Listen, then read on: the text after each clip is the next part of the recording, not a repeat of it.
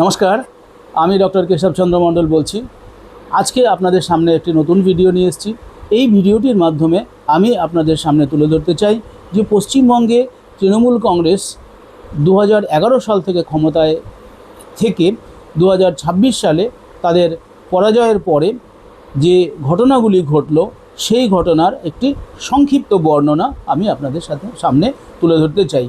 অনেকে বলছেন ঋতব্রতপন্থী যে সমস্ত এমএলএরা দল ছেড়েছেন তারা বলছেন, এমনকি ওইদিকে কেন্দ্রে যে সমস্ত এমপিরা, তৃণমূল কংগ্রেসের এমপিরা যারা দল ছেড়েছেন এবং বিজেপিতে যোগদান করেছেন, বা অনেকে যারা বিজেপিতে যোগদান করার জন্য মুখিয়ে রয়েছেন, তারা কিন্তু আস্তে আস্তে মুখ খুলে অভিষেক ব্যানার্জি এবং তৃণমূল কংগ্রেসের যে ত্রুটি এবং যে দুর্নীতি সেইগুলি প্রকাশ্যে বলছেন। এমনকি অনুব্রত মণ্ডল পর্যন্ত তিনি বীরভূম থেকে কত টাকা তুলে দিতেন প্রত্যেক মাসে এবং প্রত্যেক দিন কত টাকা তুলে দিতেন সেই কথাও কিন্তু প্রকাশ্যে বলেছেন। অদ্ভুত ব্যাপার, এখন কিন্তু এর জন্য কোনো কেস হচ্ছে না নতুন করে, এবং নতুন করে তাদেরকে গ্রেপ্তারও করা হচ্ছে না, বা নতুন করে তাদের বিরুদ্ধে কোনো আইনি নোটিশ বা আমরা দেখছি না, অন্ততপক্ষে পশ্চিমবাংলার সাধারণ জনগণ দেখতে পাচ্ছে না যে এই সমস্ত দুর্নীতি প্রকাশ হওয়ার পরেও কেন সেইগুলিকে এভিডেন্স হিসাবে ধরে নিয়ে আমরা যাদের বিরুদ্ধে অভিযোগ সেই বিষয়গুলিকে কেন স্ট্রং করে তার বিরুদ্ধে অ্যাকশান নিচ্ছি না। তো যাই হোক, অনেকে বলছেন, ঋতব্রতপন্থী তৃণমূলরা বলছেন পশ্চিমবাংলায়, যে আমরা অভিষেক ব্যানার্জির দুর্নীতির জন্য এবং তৃণমূল কংগ্রেসের যে করাপশান লেভেল সেই করাপশানের জন্য আমরা এসছি। আমার একটি প্রশ্ন, শুধু সেই প্রশ্নটি নিয়েই আপনাদের সামনে আজকের এই ভিডিওটি উপস্থাপন করব। যদি আপনাদের এতই অভিযোগ থাকে তৃণমূল কংগ্রেসের বিরুদ্ধে, অভিষেক ব্যানার্জির বিরুদ্ধে, তাহলে আপনারা কেন এতদিন বলেননি? আর এটাই কি একমাত্র কারণ তৃণমূল কংগ্রেসের পতনের পিছনে, বা তৃণমূল কংগ্রেসের যে ডাউনফল, যে পড়ে যাচ্ছে, তৃণমূল কংগ্রেসের যে ভাঙন, এই ভাঙনের পিছনে কি কেবলমাত্র অভিষেক ব্যানার্জি দায়ী? আমার মনে হয় নিশ্চয়ই নয়।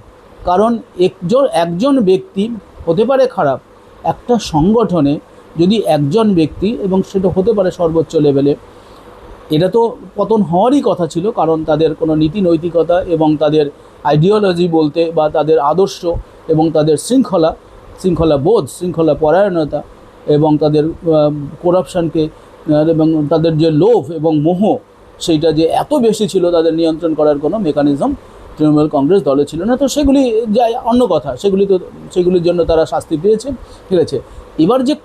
এবার কথাটা হচ্ছে, সকলে জানে যে মমতা ব্যানার্জির নেতৃত্বে তৃণমূল কংগ্রেস সরকারটা গঠিত হয়েছিল। তৃণমূল কংগ্রেস সরকারটা গঠিত হওয়ার পরে মমতা ব্যানার্জি একচ্ছত্র নেত্রী ছিলেন।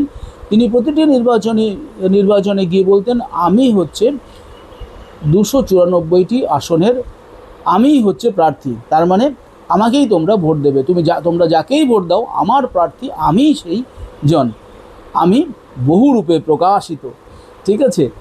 এইবার মমতা ব্যানার্জির পতনের পরে এক এক করে এমএলএ এমপিরা বলছেন যে অভিষেক ব্যানার্জির অনেক দুর্নীতি রয়েছে। কেন সে হেলিকপ্টারে চড়ে, কেন সে যে বিরোধীদের লিস্ট দিয়েছিলেন বিধানসভায়, সেখানে যারা উপস্থিত ছিলেন না তাদের সই নেই। অদ্ভুত ব্যাপার যে তদন্ত হচ্ছে, সেই তদন্তে আমরা বেশ লক্ষ্য করছিলাম যে ডাকাডাকি হচ্ছে, এমএলএদের বাড়িতে যাওয়া হচ্ছে, তারপরে ইনভেস্টিগেশন হচ্ছে, সেই ইনভেস্টিগেশন কিন্তু আর আমরা লক্ষ্য করছি না। কেন? পশ্চিমবাংলার মানুষ এত বোকা নয়। রাজনৈতিক নেতারা মনে রাখবেন, পশ্চিমবঙ্গের নেতারা বুদ্ধ নয়। পশ্চিমবঙ্গের লোকেদের চোখে বালি দেওয়া যাবে না। পশ্চিমবঙ্গের লোকেদের চোখেতে ধুলো ছিটানো যাবে না। আপনারা আপনাদের নির্বাচনের যে সমস্ত নির্বাচন ক্ষেত্রের যে সমস্ত নির্বাচকগণ, তাদেরকে আপনারা প্রতারিত করেছেন। একটি দলের টিকিটে জয়লাভ করে, একটি দলের নেত্রীর গুণগান করে আপনারা এসে এখন বলছেন যে আমরাই আসল তৃণমূল কংগ্রেস। না, মনে রাখবেন। তো আমার প্রথম কথা হচ্ছে যে শুধুই কি অভিষেক ব্যানার্জি দুর্নীতিগ্রস্ত ছিল, নাকি আপনার দলের এমএলএরা, এমপিরা, চেয়ারম্যান, কাউন্সিলর্স, সভাপতি, সহসভাপতি এবং গ্রাসরুট লেভেলের পলিটিক্যাল লিডাররা আপনার করাপ্টেড ছিল? আমি দেখেছি আমাদের একজন হোমিওপ্যাথি ডাক্তার, সে কাউন্সিলর ছিলেন 2 টার্মে। সেই ভদ্রলোক 3 তলা বাড়ি করে নিলেন, এবং সেটা প্রাসাদ উপমাম বাড়ি। বলছে না, আমি তো একটা পয়সাও চুরি করি না, আমি ভালো ভদ্র সভ্য শান্ত মানুষ, আমার উপার্জন হয়েছে। বাবা, তোমার কত টাকা মাইনে ছিল? বাবা, তুমি কি করে করলে? বাবা, তোমার ওই বাড়ি তৈরির পিছনে তোমার উৎস কি, আয়ের উৎস কি? জনগণ জিজ্ঞেস করবে না। জনগণের মনে হাজার প্রশ্ন থাকলেও সেগুলিকে মেরে মেরে মেরে মেরে সেগুলিকে দাবিয়ে রেখেছে, বলতে পারেনি। কারণ বললেই তার অ্যারেস্ট, বললেই তার বিরুদ্ধে আইনি অ্যাকশন, গাজার কেস বা অন্য কোনো ঝামেলায় তাকে ফেলে দেবে।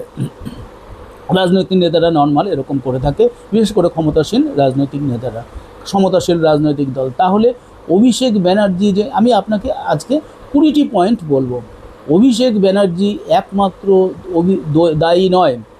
এর জন্য আপনাকে দায়ী করতে হবে, আমি পশ্চিমবাংলার জনগণের উদ্দেশ্যে বলছি, আপনাকে দায়ী করতে হবে পশ্চিমবাংলার সমস্ত এমএলএদের, সমস্ত মানে অধিকাংশই, যারা এই অন্যায়টাকে দেখেও চুপ করে সয়ে গেছেন এবং আজকে সুযোগ বুঝে পুট করে কেটে পড়লেন। সেই সমস্ত এমএলএরা, এমপিরা, চেয়ারম্যান, কাউন্সিলর, সভাপতি, সহসভাপতি, তারপরে সভাধিপতি, জেলার সভাধিপতি, কর্মাধ্যক্ষ, সকলে সমানভাবে দোষী। ঠিক আছে? এমনকি গ্রাসরুট লেভেলের পলিটিক্যাল লিডাররা, বুথ কমিটি পর্যন্ত সকলে রেসপন্সিবল। ডেফিনেটলি মমতা ব্যানার্জি এবং অভিষেক ব্যানার্জি বেশি রেসপন্সিবল। আপনারা দেখেন, সমস্ত এমএলএ এবং এমপি তারা টিএমসি ছেড়ে যাচ্ছে এবং কমপ্লেন করছে অভিষেক ব্যানার্জির বিরুদ্ধে। আমার মনে হয় এইটি নিজেদেরকে বাঁচানোর জন্য সর্বোত্তম পন্থা। এখন যদি অভিষেক ব্যানার্জির বিরুদ্ধে আমরা বিষোদ্গার করি, এখন যদি আমরা 2-1টা কথা বলি, তাহলে তাহলে অন্ততপক্ষে সরকারি দলের কাছে আমরা ভালো থাকবো, গুড বুকে থাকবো। তাহলে আমাদের যে অন্যায়, আমাদের যে অপরাধ, আমাদের পিছনে যে কালি লেগে রয়েছে, আমাদের পিছনে যে ইডি সিবিআই লেগে রয়েছে, সিআইডি লেগে রয়েছে, সেখান থেকে আমরা বেঁচে যাব। রাজনৈতিক নেতারা, যে সমস্ত এমএলএ এমপি, আপনারা কি ভাবছেন যে পশ্চিমবাংলার জনগণ বোকা? আপনারা কি ভাবছেন যে পশ্চিমবাংলার জনগণ অশিক্ষিত? আপনারা কি ভাবছেন পশ্চিমবঙ্গের জনগণ অসচেতন? আপনারা কি ভাবছেন পশ্চিমবঙ্গের জনগণ সব চোখে ঠুলি পড়ে রয়েছে, বা তাদের চোখেও কিছু লাগানো রয়েছে, কালো চশমা লাগানো রয়েছে? না না না না, সকলের চোখ স্পষ্ট, সকলে দেখছে এবং তারা জানে রাজনৈতিক নেতারা এই রকম করে, তাদের ক্যারেক্টার এই রকম হয়। সেই জন্যেই একজন রাজনৈতিক নেতা এবং একজন অ্যাকাডেমিশিয়ান বা একজন সন্ন্যাসীর মধ্যে পার্থক্য করা হয়। একজন সন্ন্যাসী বা সাধু যেমন পূজিত হন সারা পৃথিবীতে, বিশেষ করে ভারতবর্ষের সর্বত্র, ঠিক তেমনিভাবে একজন এই রকম ধূর্ত, মিথ্যুক, কপট, ব্যভিচারী রাজনীতিবিদ, সে যে দলেরই হন না কেন, তিনি ঘৃণিত হন সারা ভারতবর্ষব্যাপী ভালো ভদ্র লোকেদের কাছে। আপনারা সামনাসামনি হয়তো গিয়ে অনেকে বলছেন যে আমরা এই হচ্ছি, ওই হয়েছি, এই করেছি, ওই করেছি, ভাষণ দিচ্ছেন, রবীন্দ্রনাথের উদ্ধৃতি দিচ্ছেন, আপনারা স্বামী বিবেকানন্দকে কোট করছেন, রামকৃষ্ণকে কোট করছেন। অ্যাকচুয়ালি আপনারা যে ভণ্ড সেটা মানুষ জেনে গেছে। পশ্চিমবাংলার এই বিগত কয়েক বছরে, ধরুন না আপনি এই গত 25 বছর ধরে, 2001 সাল থেকে ধরুন, তখন তৃণমূল কংগ্রেস ছিল না, তখন ছিল তৃণমূল কংগ্রেস গঠিত হয়েছে সবে সবে বাচ্চা ছেলে। তো তখন সিপিএমের অন্যায় দেখেছে লোকে, আরও যারা বয়স্ক তারা কংগ্রেস, তারপরে নকশালদের অত্যাচার দেখেছে, বামফ্রন্টের অত্যাচার তারা দেখলো 1977 সাল থেকে 2011 পর্যন্ত, 2011 থেকে 26 সাল পর্যন্ত তৃণমূলের অত্যাচার মানুষ সহ্য করলো। এইবার অনেক আশা নিয়ে মানুষ বিজেপিকে ভোট দিয়েছে, এই অত্যাচারীদের হাত থেকে বাঁচার জন্য ভোট দিয়েছে। কিন্তু এই অত্যাচারীরা কিছুতেই পিছু হটছে না, কিছুতেই পিছু হটে না। তারা কোনো না কোনোভাবেই কিন্তু ক্ষমতার অলিন্দে রয়ে গেল, এবং তার জন্যে বর্তমানের যে বিজেপি সরকার সে তেমন কোনো উচ্চবাচ্চা করছে না। আপনি বলুন তো, আমি নাম করেই বলছি, ঋতব্রত ব্যানার্জি, অরূপ বিশ্বাস, জাভেদ খান, ফিরহাদ হাকিম, মদন মিত্র, অরূপ রায়, কেষ্ট মণ্ডল, এরা কি সব পরিষ্কার বা পরিষ্কার ভাবমূর্তির লোক? একজনও পরিষ্কার ভাবমূর্তির লোক নয়। অথচ তারা আজকে কমিটি গঠন করছে, তারা কত কিছু করছে। তারা বিধানসভায় অপোজিশন লিডারের দায়িত্ব পেয়ে গেলেন, নেতৃত্ব পেয়ে গেলেন, ক্ষমতা পেয়ে গেলেন, গাড়ি পেয়ে গেলেন, সিকিউরিটি পেয়ে গেলেন, এমনকি সরকারের সিলমোহর পর্যন্ত পেয়ে গেলেন। আরে বাপ, পলিটিক্স কাকে বলে! সত্যি এখানে এদের কাছ থেকে শিখতে হবে কীভাবে পলিটিক্স করতে হয়। এই সমস্ত লোকেদেরকে আপনারা যদি তদন্ত করেন তাহলে আপনারা দেখবেন তাদের যে আয়, তাদের যে উপার্জন, যে এমএলএ হিসেবে যে বেতন এবং তাদের যে ভাতা এবং তাদের যে ব্যবসার নামে যা কাজকর্ম, সেখান থেকে যা আয় হয় আর তাদের যে ব্যয়, সেইগুলি কি সমান ছিল? একটি ছেলে, একজন কাউন্সিলর, সে অদিতি মুন্সির হাজব্যান্ড, সে এমএলএর হাজব্যান্ড, সে একজন কাউন্সিলর বিধাননগরের প্রবাবলি। আপনি দেখুন, সেই ছেলেটি বলেছে যে তার 100 কোটি টাকার সম্পত্তি, ঠিক আছে। পরে দেখা গেল তার নাকি 1300 কোটি টাকার সম্পত্তি। সে দার্জিলিংয়ে পর্যন্ত সে বাংলো বানিয়ে রেখেছেন। এ তো একজন রাজা।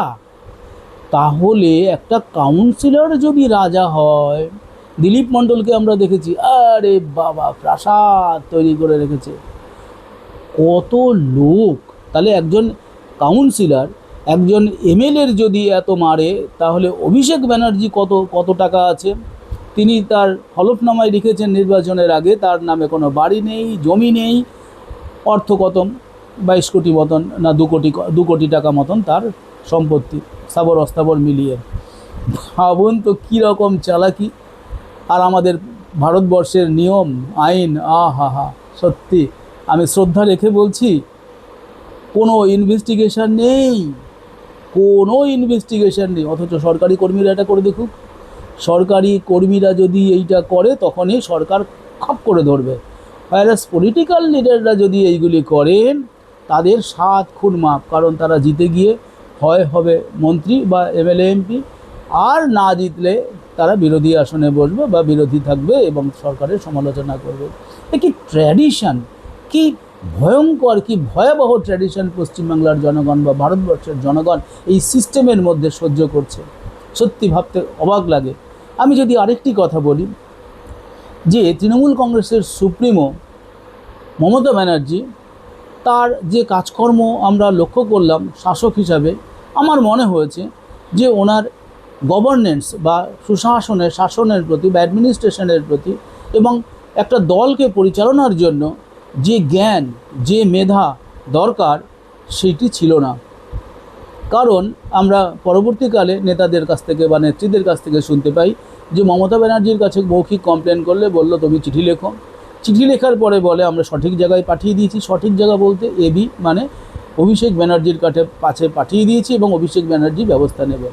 অদ্ভুতভাবে তারা বলছেন, এখন দল থেকে ছেড়ে এসে বলছেন যে কোনো ব্যবস্থাই গ্রহণ করা হতো না। এমনকি যাদের বিরুদ্ধে কমপ্লেন তাদেরকে বরং বেশি সম্মান দেওয়া হতো, তাদেরকে বেশি সামনে রাখা হতো। হায় রে রাজনীতি, ইন্টারনাল পলিটিক্স, ছি। তো এর মধ্যেও লোকে তবুও রাজনীতি করতে চায়। কোয়েল মল্লিক, রঞ্জিত মল্লিকের কন্যা, সে এত জনপ্রিয় অভিনেত্রী পশ্চিমবাংলায়, সে আসলো, যাই হোক মমতা ব্যানার্জির কৃপায় সে রাজ্যসভায় গেল। সে পদত্যাগ করলো, পদত্যাগ করে সরাসরি চলে গেল ভূপেন্দ্র যাদবের বাড়িতে। বাবা, তার মানে তোমারও ক্ষমতার লোভ আছে, তুমি তো এমনিই ক্ষমতাবান, তুমি রঞ্জিত মল্লিকের মেয়ে, তুমি অভিনেত্রী, এই জন্যে পশ্চিমবাংলার লোকেরা তোমাদের সম্মান করে, শ্রদ্ধা করে, তোমার বাবাকে শ্রদ্ধা করে। কিন্তু তুমি যা করছো বা করলে তার ফলে তোমার জনপ্রিয়তা হাফ বা তারও কমে নেমে এসছে আমার মনে হয়, কারণ লোকজন যা বলছে সেখান থেকে আমি বলছি। তাহলে মমতা ব্যানার্জির দলে তৃণমূল কংগ্রেসের হারার পিছনে কিন্তু তৃণমূল কংগ্রেসের সুপ্রিমোর একটা বড় ভূমিকা রয়েছে, কারণ তার জ্ঞান এবং অভিজ্ঞতার অভাব। তারপরে আমি বলতে চাই যে এই পার্টিটার কোনো আইডিওলজি ছিল না, কোনো ফিলসফি ছিল না, বা কোনো গাইডলাইন ছিল না, বা থাকলেও সেইটাকে ইমপ্লিমেন্ট করার মতন লোক পার্টিতে ছিল না। যদি থাকতো তাহলে কিন্তু কেষ্টর মাথায় অক্সিজেন নেই এই কথা বলতেন না মমতা ব্যানার্জি। যখন অধ্যাপক বা অধ্যক্ষকে ঘেরাও করে এবং মারধর করে, বাজে গালাগালি দেয়, তখন মমতা ব্যানার্জি বলতেন না ছোট ছোট ছেলেদের কাজ। তা যখন আলিয়া বিশ্ববিদ্যালয়ের ভাইস চ্যান্সেলরকে কয়েকজন ছাত্রনেতা অসভ্য ভাষায় আক্রমণ করে, যখন আরাবুল ইসলাম একজন অধ্যাপিকাকে জগ ছুঁড়ে মারে, তখন মমতা ব্যানার্জি নিশ্চয়ই অ্যাকশান নিতেন, কিন্তু তিনি চোখ বন্ধ করেছিলেন। এর থেকে প্রমাণ হয় যে মমতা ব্যানার্জির দলের যে ডিসিপ্লিন বলে কথাটা ছিলই না, কারণ একজন ডিসিপ্লিন নেত্রী বা নেতা না হলে দল কখনো পরিচালনা করা যায় না। আপনি মনে রাখবেন যে এই তৃণমূল সুপ্রিমোর কম অভিজ্ঞতা এবং কম জ্ঞান এবং কম ম্যানেজমেন্ট বিষয়ে পড়াশোনা বা অ্যাডমিনিস্ট্রেশন বিষয়ে পড়াশোনার অভাব স্পষ্ট প্রতিফলিত হয়েছিল, যেগুলি আমরা রাষ্ট্রবিজ্ঞানের ছাত্র হিসাবে লক্ষ্য করেছি। মমতা ব্যানার্জি অ্যাকচুয়ালি পরবর্তীকালে জিওর অর্থাৎ নামে মাত্র শাসক হয়ে গেছিল, অনেকটা রাষ্ট্রপতির মতন, আর ডিফেক্টো অর্থাৎ কার্যকরী প্রধান হয়ে গেছিল অভিষেক ব্যানার্জি, যার ফলে অভিষেক ব্যানার্জি দলে প্রকৃত প্রধান হয়ে তিনি যা বলতেন তাই করতেন, এবং তিনি যেটা ঠিক করতেন সেটাই ভাবতেন, এবং সেটা করার ফলে কি হয়েছে, পশ্চিমবাংলায় মানুষের মধ্যে যে ক্ষোভ তৈরি হচ্ছিল সেই ক্ষোভটাকে ধীরে ধীরে ধীরে ধীরে বাড়তে বাড়তে বাড়তে বাড়তে একটি পর্যায়ে 26শে এপ্রিলে মানুষ কিন্তু ভোট দিয়ে তাদেরকে ছুঁড়ে ফেলে দিল। এবার দেখুন মমতা ব্যানার্জির পরের পয়েন্টে যদি আমি যাই, নাম্বার 6, সেখানে মমতা ব্যানার্জি কী করছে, মমতা ব্যানার্জি কেবলমাত্র মুসলিমদের ভোট ব্যাংক হিসাবে ব্যবহার করেনি, বরং মমতা ব্যানার্জি মুসলিমদের ভয় পেতেন। সেই কারণেই এটা তার ভয়ের কথা। তিনি বলেছিলেন যে এই শেষের দিকে ক্ষমতাচ্যুত হওয়ার কিছুদিন আগেই তিনি বলেছিলেন যে একটা কমিউনিটি আছে, তারা যদি একবার খেপে যায় না, তাহলে কী হবে আপনারা দেখবেন। সেম মমতা ব্যানার্জি ব্রাহ্মণ ঘরের মহিলা হিসাবে শুনছেন যখন ওই ভদ্রলোক হুমায়ুন কবির যে কি কথা বলছে, যে আমরা এখানে 70 ভাগ লোক, 30 ভাগ মুসলিম, 30 ভাগ হিন্দু, তাদেরকে যদি আমরা কেটে গঙ্গার জলে ভাসিয়ে দিতে পারি, ভাগীরথীতে ভাসিয়ে দিতে পারি। ভাবুন কি উক্তি! সেই উক্তি কিভাবে মমতা ব্যানার্জি হ্যান্ডলিং করেছিল এবং কিভাবে শুভেন্দু অধিকারী হ্যান্ডলিং করলো, আপনারা লক্ষ্য করুন। আপনারাই জনগণই এর বিচার করবে। জনগণই বুঝতে পারছে যে কি অদ্ভুত একটা সুশৃঙ্খল রাজনৈতিক দলের প্রধানের কাজ এবং একটা শৃঙ্খলাবিহীন রাজনৈতিক দলের কাজ, যেটা মমতা ব্যানার্জি করেছিলেন। তো তাহলে মমতা ব্যানার্জির এই কথার মাধ্যমে প্রকাশ পায় যে মমতা ব্যানার্জি সাধারণত মুসলমানদের প্রতি বেশি সদয় ছিলেন এবং তাদেরকে তোল্লাই দিয়েছেন। এর ফলে ফল কী হয়েছে? এর ফল তার শুধু একমাত্র লাভবান হয়েছে তৃণমূল কংগ্রেস, কারণ তৃণমূল কংগ্রেস শুধু তাদের ভোটটা পেয়েছে। আর কি হয়েছে এর ফলে যত দোষী সাব্যস্ত হয়েছে মুসলমানরা, যত সাধারণ মানুষের চোখে হেয় হয়েছে মুসলিমরা, যত জেল কেটেছে মুসলিমরা, যত মানুষ হত্যা হয়েছে বকরিয়া যেমন মুসলিমরা, যত অভিযোগী হয়েছে সে হচ্ছে অভিযোগকারী না, যে অভিযোগকারী সেও মুসলিম, যে অভিযুক্ত সেও মুসলিম। তাহলে তারপরে কি হচ্ছে, তাদের শিক্ষা মান কমে গেছে, সংস্কৃতি মেন স্ট্রিমে আসতে পারেনি, তার ফলে তাদের চাকরিতে কম অংশ, প্রশাসনে কম অংশ, রাজনীতিতে কম অংশ। তাহলে এইগুলি এতটা ভাবে মমতা ব্যানার্জি মুসলিমদের ক্ষতি করে গেছে পশ্চিমবাংলায়। তারপরে আমাদের প্রতিবেশী দেশ বাংলাদেশের সাথে মমতা ব্যানার্জির ভালো সম্পর্ক, এটা ভালো সম্পর্ক থাকা স্বাভাবিক এবং এটা গণতন্ত্রে কাম্যও বটে।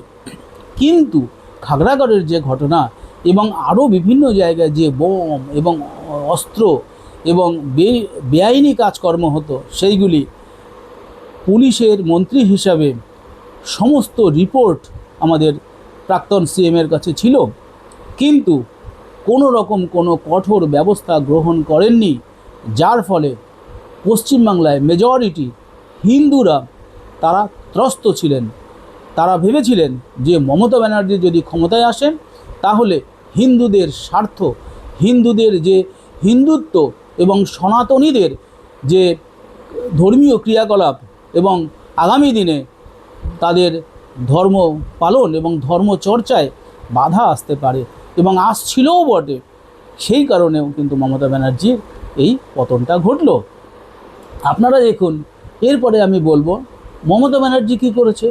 সব সময় কিন্তু কেন্দ্রীয় সরকারের বিরোধিতা করেছে।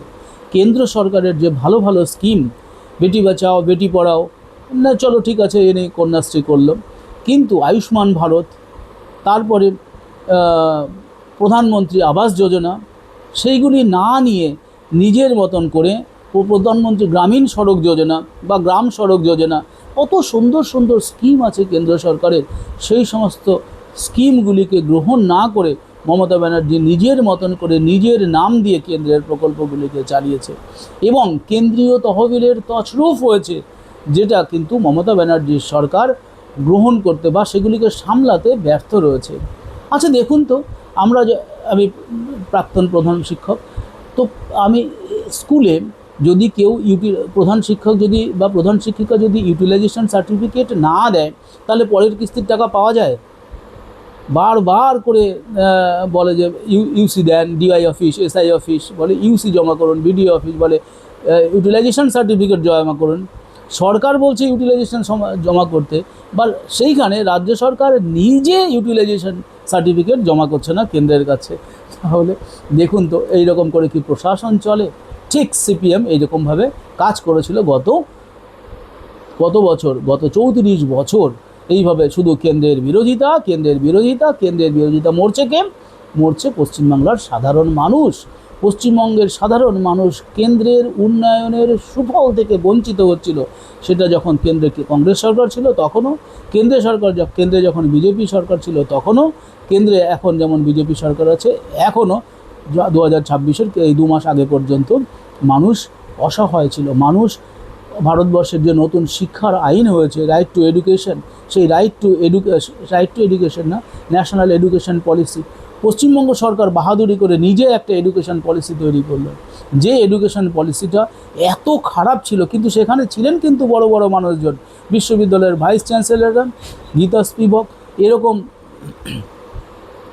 বড় বড় মানুষদেরকে নিয়ে তিনি একটা কমিটি তৈরি করলেন এবং একটা এডুকেশন পলিসি তৈরি করলেন বটে, সেটা ভুলে ভরা, ভ্রান্তিতে ভরা এবং ন্যাশনাল এডুকেশন পলিসির মতো অত উন্নত একদমই ছিল না, যার ফলে এবং সেটা প্রয়োগও হলো না। যার ফলে কী হলো, পশ্চিমবাংলার ছাত্রছাত্রী, লক্ষ লক্ষ ছাত্রছাত্রী ক্ষতিগ্রস্ত হলো। এর জবাব কে দেবে? মাননীয় প্রাক্তন মুখ্যমন্ত্রী, আপনি কি এর জবাব দেবেন? আপনি যে এত ছেলে মেয়েদের জীবন নষ্ট করলেন, আপনি যে এত ছেলে মেয়েদের সুযোগ থেকে বঞ্চিত করলেন, আপনি যে এত ছেলে মেয়েদের জীবনের উন্নতিতে বাধার সৃষ্টি করলেন, তাদের চাকরি বাকরি, তাদের কেরিয়ারে আপনি যে ব্যাঘাত সৃষ্টি করলেন, এর জন্য কেন আপনি দায়ী হবেন না? আপনাকে আমি দায়ী করছি যে সরকারটা সম্পূর্ণরূপে দায়ী ছিল। সরকারের মাথা হিসাবে আপনি দায়ী ছিলেন, যার জন্য আমাদের ছেলে মেয়েদের আজকে এই অবস্থা। বিভিন্ন প্রকল্প, বিভিন্ন কাজ, শুধু কাজ আর কাজ, অন্য কাজ, কিন্তু পড়ানো বাদে। স্কুলে টিচার দেননি আপনি, স্কুলে গ্রুপ ডি দেননি, স্কুলে ক্লার্ক নেই, স্কুলে হেডমাস্টার নেই, অথচ স্কুল চলছে। কি খুশি! স্কুল, হাজার হাজার স্কুল বন্ধ হয়ে যাচ্ছে, স্কুলগুলি ঢুকছে শিক্ষকের অভাবে, ছাত্রের অভাবে। আপনারা দায়ী, রাজনৈতিক নেতারা দায়ী, যারা ক্ষমতায় এসে মন্ত্রী হয়েছেন এবং সরকার চালাচ্ছেন। মমতা ব্যানার্জি তার কিন্তু নেক্সট, মমতা ব্যানার্জি কিন্তু যে করাপশান, সেটা বন্ধ করতে পারেননি পশ্চিমবাংলায়। তিনি প্রত্যক্ষ অথবা পরোক্ষভাবে এই করাপশানকে এগিয়ে নিয়ে যাওয়ার জন্য দায়ী। মমতা ব্যানার্জি দায়ী। অভিষেক ব্যানার্জি ওইটুকু ছেলে, তার যে প্রভাব, তার যে ক্ষমতা, এতবার এরকম লক্ষ্য করা যায় না। যুবরাজ বলতো, সে নিজেকে ভাবতো যুবরাজ, তো এই যুবরাজ ভেবে সে যুবরাজের মতন আচরণ করতে গিয়ে, আরে বাবা, প্রিন্স হ্যারি তারা তো সত্যিকারের যুবরাজ। তুমি তো সত্যিকারের যুবরাজ নও, তুমি তো রাজবংশের ছেলে নও, তুমি তো অত উন্নত বাড়ির ছেলে নও, তুমি তো অত জ্ঞানী নও, তুমি তো মিলিটারিতে যোগদান করোনি, তোমার তো শিক্ষাগত যোগ্যতা যা আছে সেটা অনেকে জেনেছে, কিন্তু সেটা তো অত উন্নত নয়। দেশে তো তোমার কন্ট্রিবিউশন, এই ডায়মন্ড হারবার মডেল যে চালু করেছিল, সেখানে তো তুমি কত এই যে লোকদেরকে কি স্বাস্থ্য সেবা দিতে গিয়ে তুমি তো কত লোকের ক্ষতি করে দিয়েছো। তুমি তো সরকারি টাকা নয় ছয় করেছো, তুমি তো মারা টাকা, চুরি করা টাকা, সেগুলিকে ব্যবহার করেছো। বলছে আপনার কাছে প্রমাণ কোথায়? আমার কাছে প্রমাণ নেই।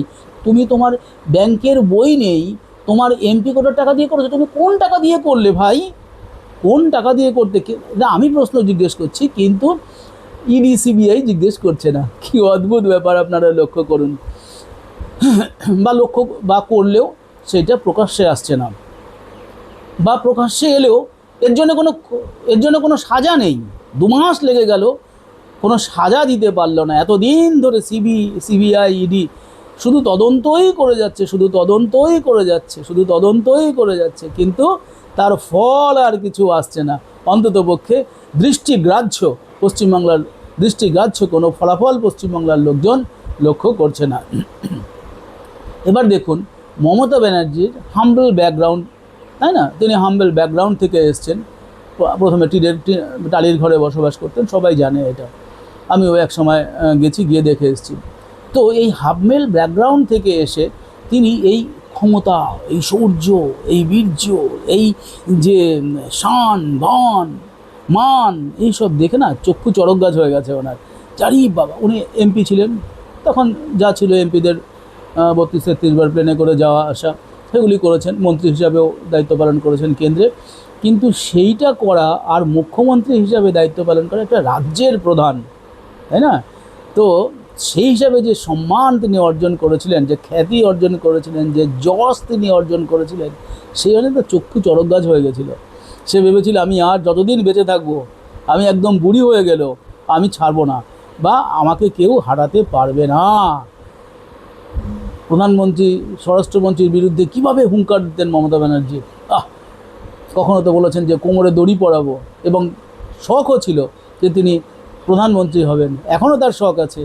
আরে, প্রধানমন্ত্রী হতে গেলে যোগ্যতা লাগে, ভালো কথা বলতে হয়, স্পষ্ট করে বাংলা, ইংরাজি, হিন্দি বা কোনো একটা কথা স্পষ্ট করে বলতে হয়।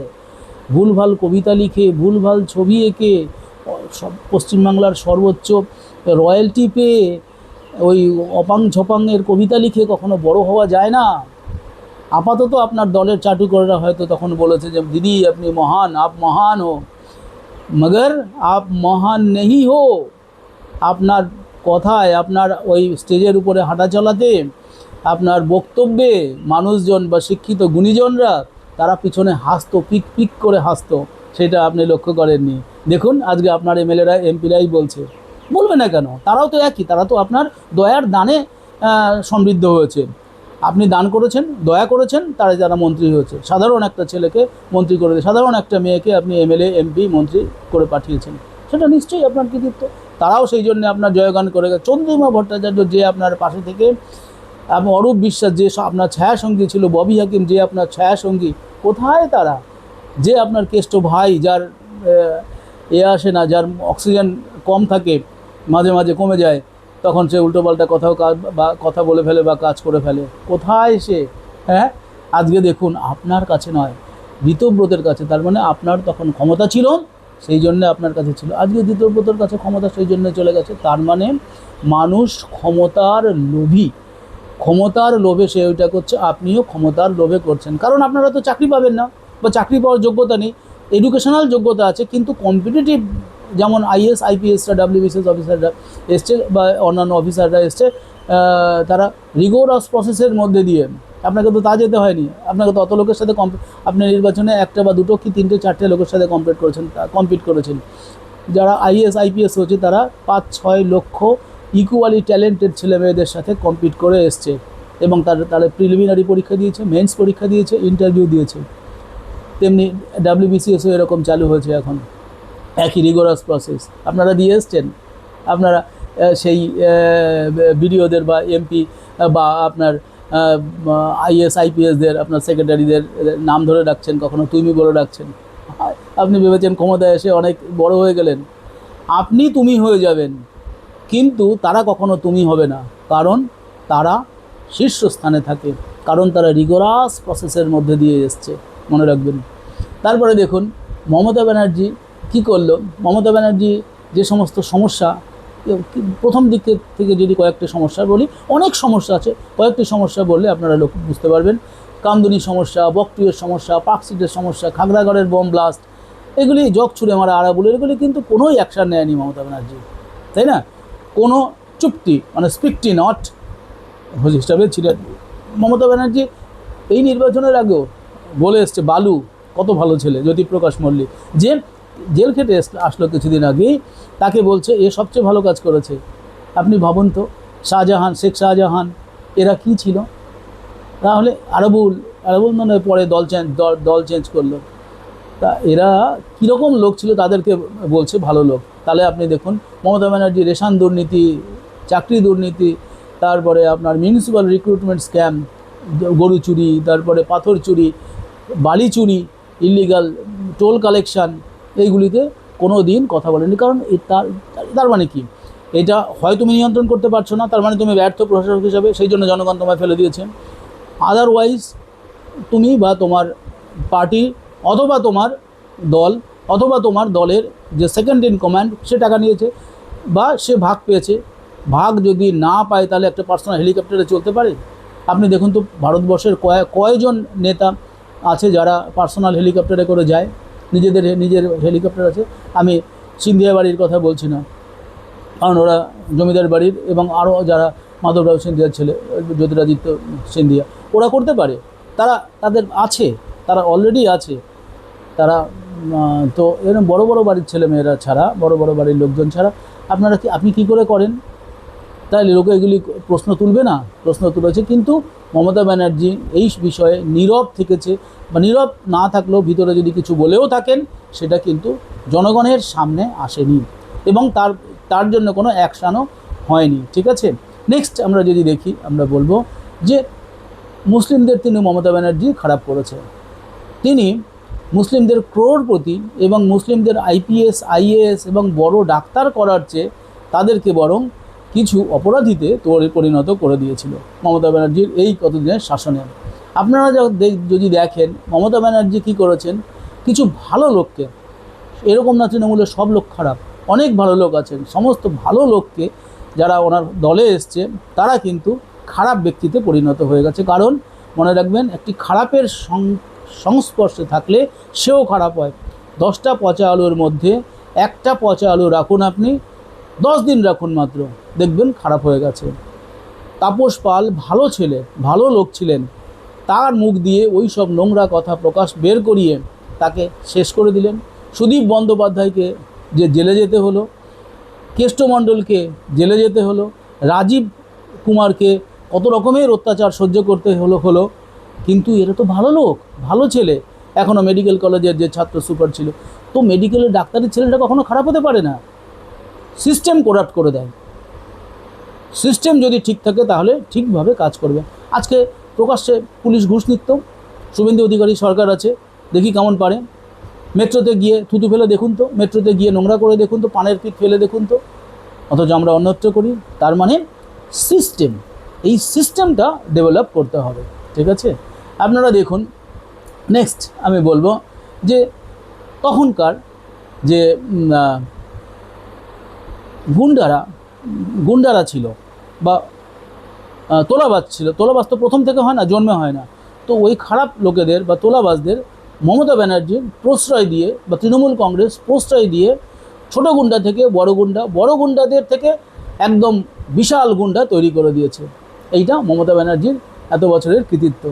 মমতা ব্যানার্জির এত বছরের কৃতিত্ব কি? ছেলে মেয়েদের চাকরি চুরি করে, ছেলে মেয়েদের পথে বসিয়ে সেই পরিবারগুলিকে ধ্বংস করে মমতা ব্যানার্জি আর বা তৃণমূল কংগ্রেস দল তাদের অভিশাপ কুড়িয়েছে। লক্ষ লক্ষ লোকের অভিশাপ কুড়িয়ে মমতা ব্যানার্জি আজকে সঙ্গী ছাড়া সঙ্গীহীন। মমতা ব্যানার্জি যেহেতু হাম্বেল ব্যাকগ্রাউন্ড থেকে এসছেন, তিনি চাইতেন যে বড় মানুষেরা, ধনী লোকেরা বা আরও সুন্দর দেখতে রাজনৈতিক নেতারা বা ব্যবসায় বাণিজ্যের যারা বড় বড় লোকেরা তারা তাদের কাছে আসুক। সেই জন্য তাদেরকে তিনি কখনো আইপিএস আইএএসদের, কখনো সিনেমার আর্টিস্টদের তিনি করে দিতেন, তিনি পদ দিয়ে দিতেন। কেন? কারণ তাদের ক্লোজ থাকা বা তাদেরকে ডাকলে যেন পায়। এটা হয় সাইকোলজিতে, এটা হয় যে আমি যখন মানে সুশ্রী নই, আমি যখন আমার যখন অত জ্ঞান নেই, বুদ্ধি নেই, অথচ আমি ক্ষমতা পেয়ে গেছি, তাহলে আমাকে আর্টিফিশিয়ালি একটা গ্রুপ তৈরি করতে হবে যেখানে লোকেরা বলবে যে ঠিক আছে, এই তো শিক্ষিত লোকেরা বা সাংস্কৃতিক লোকেরা, শুভাপ্রসন্ন লোকে, শুভাপ্রসন্ন এরকম ভালো শিল্পীরা, যোগেন চৌধুরী, কোথায় এরা অ্যাকচুয়ালি ভালো লোক, এরা আজীবন বেঁচে থাকবে। কিন্তু কিছুদিন হলো নৃসিংহপ্রসাদ ভাদুড়ী, এরা যথেষ্ট জ্ঞানী পণ্ডিত লোক, কিন্তু এখানে এসে এই দলের সাথে যুক্ত হয়ে তারা করাপ্টেড হোক না হোক, অন্ততপক্ষে তাদের তকমা লেগে গেল। তারপরে দেখুন আপনি, মমতা ব্যানার্জির আরেকটি কৃতিত্ব হচ্ছে শুধু চাকরি খাওয়া বা এই যে বালি সম্পদ, গরু চুরি, এইসব না, তার সাথে ৬,০০০ শিল্পও খেয়েছে। ৬,০০০-এর বেশি শিল্প মমতা ব্যানার্জির দৌলতে ওনার রাজ্য থেকে সরে গেছে। হোয়ারাজ বিজেপি সরকার এসছে, এখন দেখুন কত আসছে, ইন্ডাস্ট্রি আসছে, যেটা লক্ষ্য করছে লোকে। তাহলে বিজেপি আসলে শাসন ক্ষমতার পরিবর্তন হলে এবং এদের যে আইডিওলজি, এদের যে ধারণা, এদের যে রাষ্ট্রের উন্নতিতে যে প্রকল্প, সেইখানটা আরও শিল্পায়ন দরকার। শিল্পায়ন হবে, ইন্ডাস্ট্রিয়ালাইজেশন হবেই হবে, শিক্ষার ক্ষেত্রে উন্নতি হবে, ইনফ্রাস্ট্রাকচার বাড়বে, ছেলে মেয়েদের চাকরি হবে, এগুলি হবেই, কারণ বিজেপি এইগুলি করে। রাস্তাঘাট উন্নতি হবে, এইগুলি হবে এবং হওয়া শুরু করে দিয়েছে। এটা বিজেপির গুরুত্বপূর্ণ কাজ এবং বিজেপির এজেন্ডা, এবং আমরা জানি এটা হবে আগামী দিনে বিজেপির নেতৃত্বে। আপনারা দেখেন এডুকেশন পারফরমেন্স ওয়েস্ট বেঙ্গলের, ইন্ডাস্ট্রিয়াল পলিসি সব বোগাস। মমতা ব্যানার্জির এই যে ইন্ডাস্ট্রিয়াল পলিসি, এডুকেশন পলিসি, এইগুলি সব বোগাস অ্যাকচুয়ালি। তারপরে তিনি তার পার্টিকে জনগণের সেবক থেকে এক্সটর্শনিট বা তোলাবাজে তৈরি করলেন। আমি জানি আমাদের এখানেও ছেলেরা তাদের পেশাই ছিল, প্রফেশনে ছিল তোলাবাজ। কোথাও বাড়ি হলে বা কোথাও কেউ ভাড়ায় আসলে তোলাবাজি করে সে সংসার চালাতো। এই রকম হাজার হাজার তোলাবাজকে তৈরি করেছিলেন মমতা ব্যানার্জি। কীভাবে? প্রত্যক্ষ বা পরোক্ষভাবে মদত দিয়ে, শুধু ভোটের কাজে লাগানোর জন্য। ক্লাবগুলি এক একটা আখড়া ছিল, সেই ক্লাবগুলিকে পয়সা দিয়ে ছেলে পুষতেন তিনি, যাতে নির্বাচনের কাজে বা ওনার কাজে লাগে। মমতা ব্যানার্জি আর একটা কী কাজ করেছেন, তিনি যে সমস্ত আর্মস এবং ইলিগাল মানি এবং গভর্নমেন্টের রিলিফ মেটেরিয়াল, হোয়াইট থান, এইগুলি বিভিন্ন পার্টি অফিসে রাখার ব্যবস্থা করে বা রাখতে অনুমতি দিয়ে, বা অস্ত্র এইগুলি রাখার অনুমতি দিয়ে সেই সমস্ত দলগুলিকে, সেই সমস্ত দলের সেই সমস্ত নেতানেত্রীকে, সেই সমস্ত স্থানীয় নেতানেত্রীকে জনগণের চোখে বিষিয়ে তুলেছে। তারা যেখানেই যাবে, তারা আর তাদের পলিটিক্যাল কেরিয়ার শেষ অলমোস্ট। যারা এমএলএ আছে তারা হয়তো কোনো রকমভাবে বেঁচে যাবে, আগামী দিনে তাদেরও ভবিষ্যৎ ভালো না। অবশেষে মমতা ব্যানার্জির যে ভয় সিবিআই ইডি থেকে যে ভয়, মমতা ব্যানার্জির যে, জানি না ওনার ভয় আছে কি না, কারণ ওনার দলেও প্রায় 13,000 না 1300 কোটি টাকা এদের দলের ফান্ড, আবার কোনো জায়গায় শুনছি 2,000 কোটি টাকা ফান্ড। তো এত কোটি টাকা জোগাড় করেছে একটা টালির ঘরে থাকা মহিলা। আপনি ভাববেন না যে এটা কম ক্রেডিটের ব্যাপার। তার মাইনে নেওয়ার দরকার নেই, তো তার মাইনে নেওয়ার দরকার নেই সরকার থেকে। তাহলে আপনি এই সমস্ত কাজ করেছেন, আমি বলছি প্রাক্তন মুখ্যমন্ত্রীকে, এই জন্যেই আপনার পরাজয় ঘটেছে। আর আপনার পরাজয়ের ফলেই কিন্তু আজকে এই সুযোগ এসছে ঋতব্রতদের সামনে যে তারা দলটাকে ভাগ করলো, আপনার থেকে আপনার প্রতীক নেওয়ার চেষ্টা করছে, আপনার অর্থ নিয়ে নিচ্ছে, আপনার ক্ষমতা নিয়ে নিল, আপনাকে এক ঘুরে করে দিল। এর জন্য যদি কেউ দায়ী হয় তাহলে ইউ অ্যান্ড ইয়োর ভাইপো আর responsible for your own downfall. ঠিক আছে, আজকে অনেকক্ষণ ধরে কথা বললাম, প্রায় 40 মিনিট। আপনাদের অনেক ধন্যবাদ জানাই, কারণ আপনারা এতক্ষণ ধরে আমার কথাটা শুনলেন। যদি ভালো লাগে তাহলে লাইক করবেন, শেয়ার করবেন। আমি আজকে এই ভিডিওটা এখানে শেষ করছি। Thank you. আপনারা কমেন্টে জানাবেন কেমন লাগলো। নমস্কার।